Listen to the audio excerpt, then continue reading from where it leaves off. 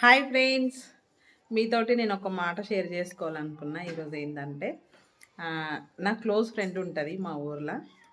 మా క్లోజ్ ఫ్రెండ్కి మా పాపకి ఫీజు కట్టడానికి కొంచెం డబ్బులు అవసరపడినుండే. ఒక 10,000 ఇయ్యవా అని కాల్ చేసి అడిగిన మా ఫ్రెండ్కి. అడిగితే మా ఫ్రెండ్ ఏమన్నది, చూస్తాను అన్నది. తర్వాతనేమో మళ్ళీ కాల్ చేస్తే నా దగ్గర డబ్బులు లేవు అని చెప్పేసింది. సరేలే అన్నట్టని నేను కూడా కొంచెం ఓపిక పట్టాలి కదా ఫ్రెండ్స్, ఎవరైనా ఉండొచ్చు లేకపోవచ్చు.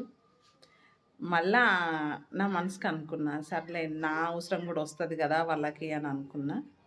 మళ్ళీ ఏం చేసింది, ఆమె ఫోన్ చేసింది నాకు నైటు.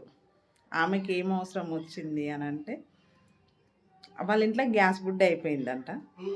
గ్యాస్ బుడ్డి కోసం ఫోన్ చేసింది ఆమె. ఫ్రెండ్స్, ఎవరైనా ఏ కష్టాలైనా ఉండొచ్చు.